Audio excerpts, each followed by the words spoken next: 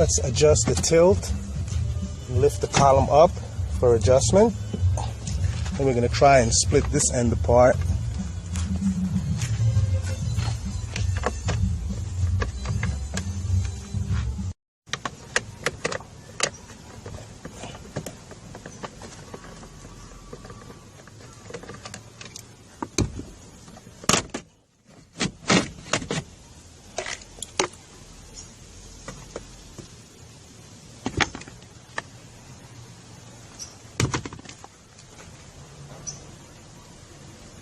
So in order for us to remove the mechanical portion of the ignition switch, there are two screws that comes down in this area right here, opposite on the steering shaft. On the back of the mechanical switch is the electronic portion. The electronic portion can be separated from the mechanical switch. Let's take a look at the two bolts that's holding in the mechanical portion of the switch from the top here. You can see one of them is right here and the other one is right here. But we're going to drop the column by removing this kicker panel right here.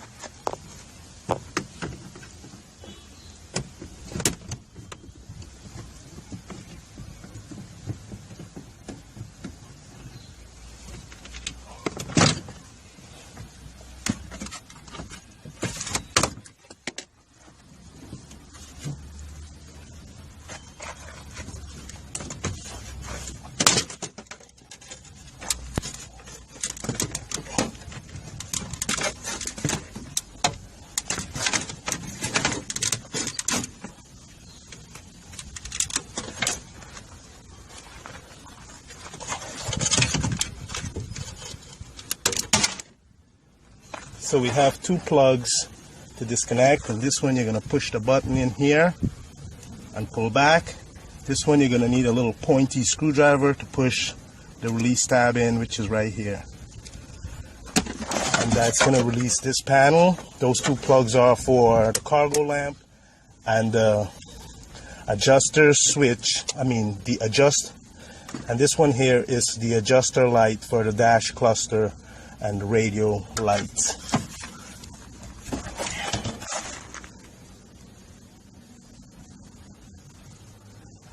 Releasing the kicker panel from the dashboard, you need to pay attention to these two posts right here. For that's the post that the kicker panel will be clipped into.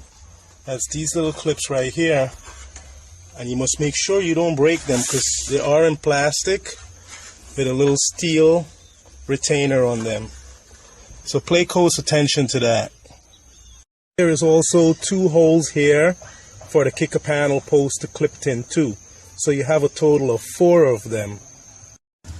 With a P3 screwdriver, it has a much bigger tip. We're going to remove this plastic hood latch. So when we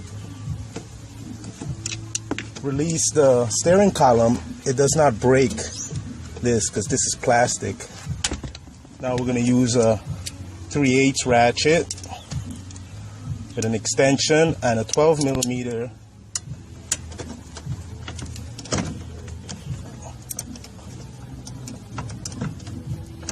These bolts are what hold the steering column shaft to the dashboard, and there are 2 of them.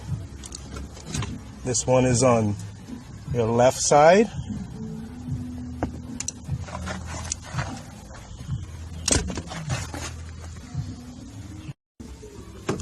This is the second one, and this is on the right side. Now you're going to have to hold the column up until you get the bolt out.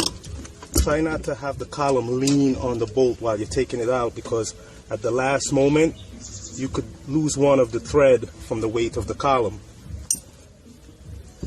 So now you want to make sure you check for clearance.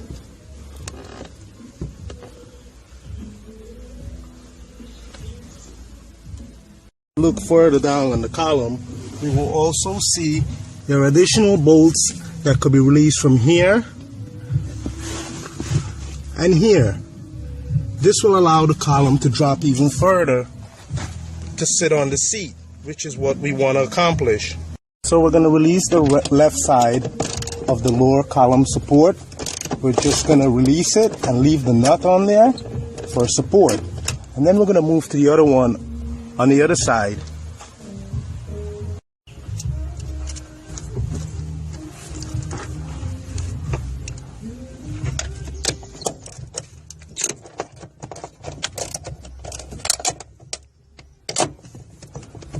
Now while you're removing this nut, you can use your shoulder to support the column, but you wouldn't have to do that because the other side is already giving you that support. So we're going to remove this side completely. Now with the left side bolt completely removed, the column should completely drop onto the front seat.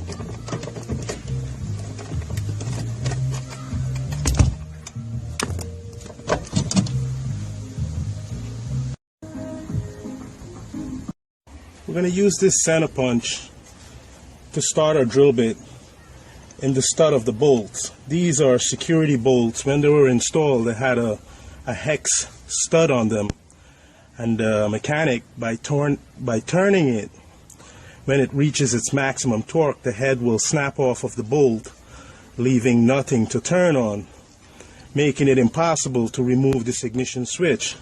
But first, let's remove some of these plugs so we don't.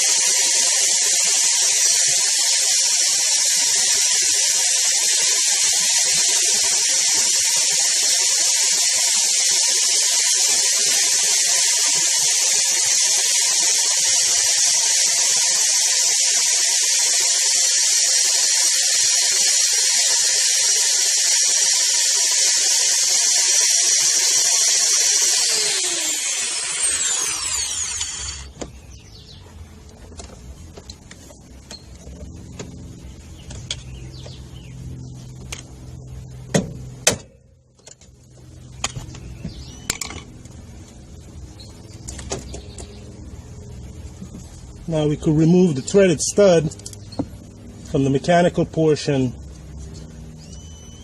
of the ignition switch. This little knob right here is what locks the shifter. So now that we have the whole mechanical and electrical portion disconnected from the steering shaft and its retainer cap, we're going to replace the column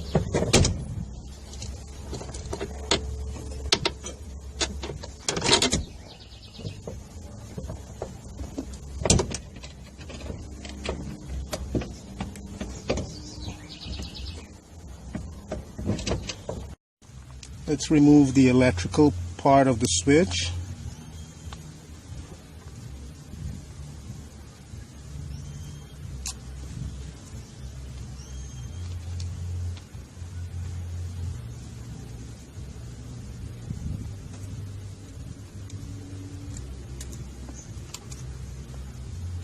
Now with this part off, this is what actually starts the vehicle.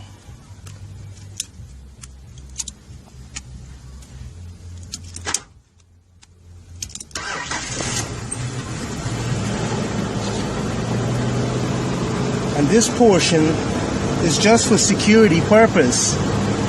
Security purpose where it locks the steering wheel and the shifter gear. Now let's replace this mechanical part of the switch so we can have a key for our function. Let's remove the shifter lock cable from the mechanical portion of the ignition switch.